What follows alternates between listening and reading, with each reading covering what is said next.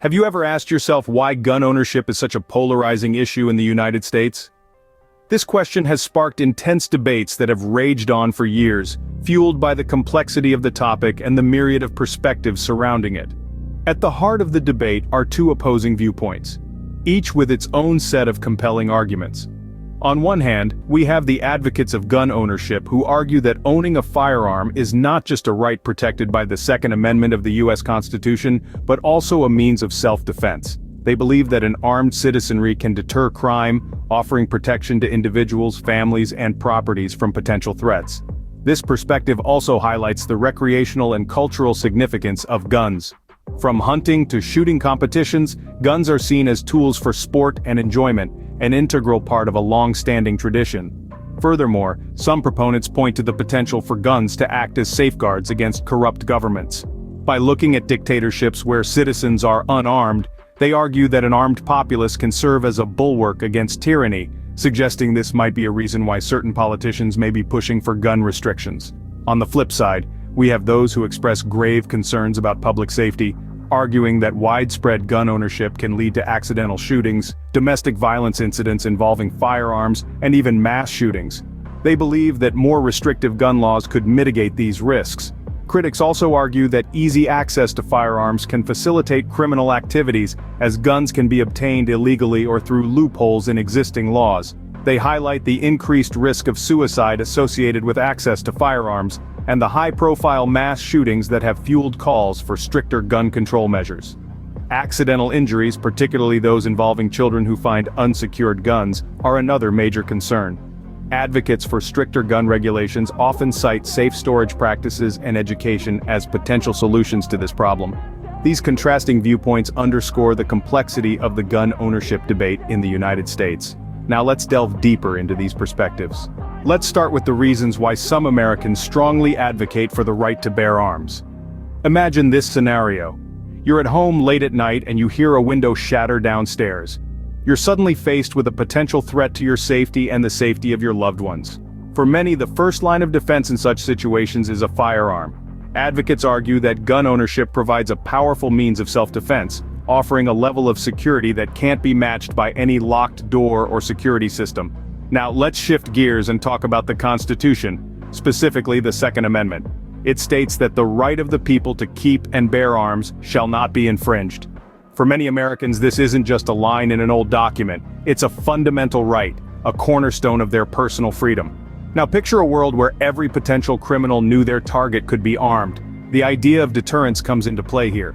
If a criminal believes there's a risk of encountering armed resistance, they may think twice before committing an act of violence or theft.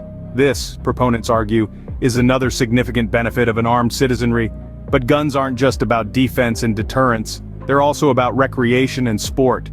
From the thrill of a shooting competition to the quiet patience of a hunting trip, firearms play a key role in a wide range of culturally significant activities. Lastly, consider countries where citizens do not have the right to bear arms. In some of these cases, a lack of personal firearms has allowed corrupt governments to mistreat their people without fear of armed resistance. Some argue that this is a crucial point in favor of gun ownership, a safeguard against potential governmental tyranny. These reasons form the basis of the argument for gun ownership, but what about the other side of the coin? While some see guns as a fundamental right and a necessity, others see them as a threat to public safety. Let's explore why. There are several reasons why people are concerned about widespread gun ownership.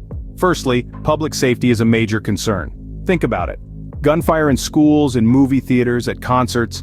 These are scenarios we've all heard about, and they're terrifying. Accidental shootings, domestic violence incidents involving firearms, and mass shootings are cited as evidence that more restrictive gun laws are necessary. The fear is that the more guns there are, the higher the risk of them being used inappropriately or accidentally.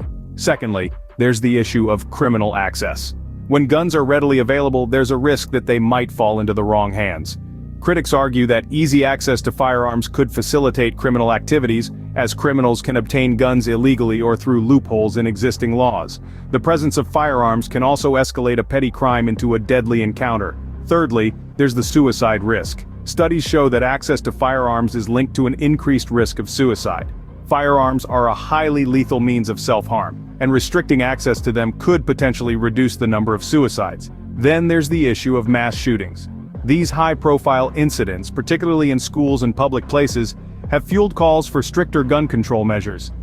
Critics argue that such incidents highlight the need for more comprehensive background checks and restrictions on certain types of firearms. Lastly, accidental injuries are a significant concern, especially involving children who find unsecured guns. Safe storage practices and education are often cited as potential solutions, but accidents can and do happen. The idea of a child finding a gun and not understanding the danger it poses is a nightmare scenario for many. These are just a few of the arguments against widespread gun ownership. There's no denying that each point has merit and that each paints a picture of a society where the risks of gun ownership may outweigh the benefits. These are the main arguments against widespread gun ownership. As you can see, it's a complex issue with valid concerns on both sides. The challenge lies in finding a balance between preserving individual freedoms and ensuring public safety. The crux of the gun ownership debate hinges on this intricate balance.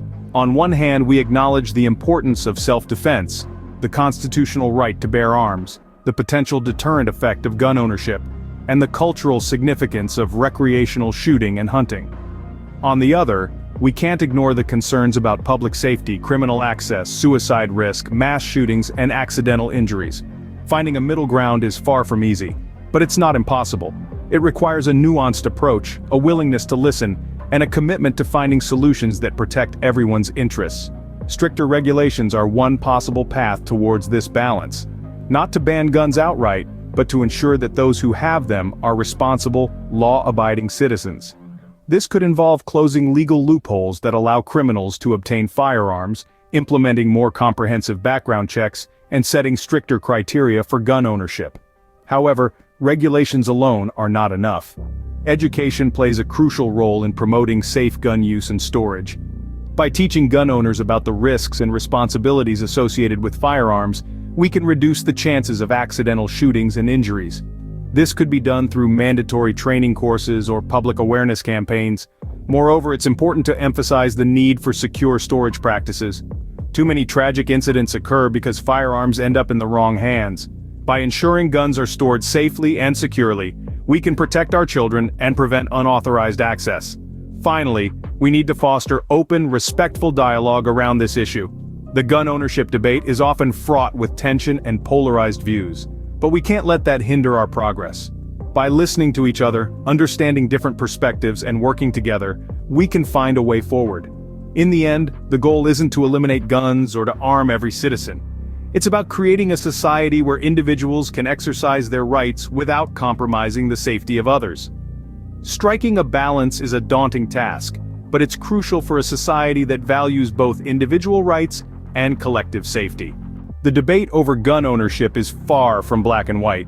Indeed, this complex issue we've been discussing is full of various perspectives and arguments, each with its own validity and weight.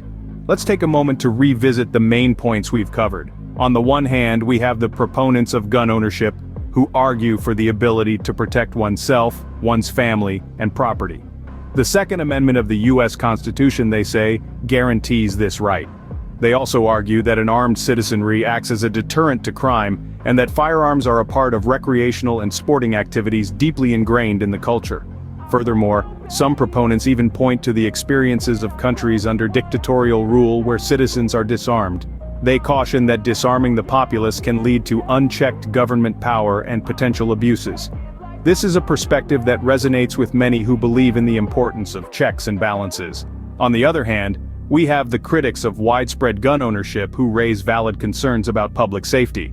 They cite instances of accidental shootings, domestic violence incidents involving firearms, and high-profile mass shootings as reasons to advocate for more restrictive gun laws. They argue that easy access to firearms may facilitate criminal activities and even increase the risk of suicides. Accidental injuries, especially those involving children who find unsecured guns, are also a significant concern for them. The debate over gun ownership is a multifaceted issue, with each side presenting compelling arguments. It's important for us to continue this conversation, respect different perspectives, and work towards finding a balance that respects individual rights while also ensuring public safety. The key here is not to win an argument but to understand each other better. It's only through open dialogue, empathy, and mutual respect that we can hope to bridge the divide and find common ground. Remember, it's through dialogue and understanding that we can hope to find common ground. Thanks for tuning in, and see you in our next discussion.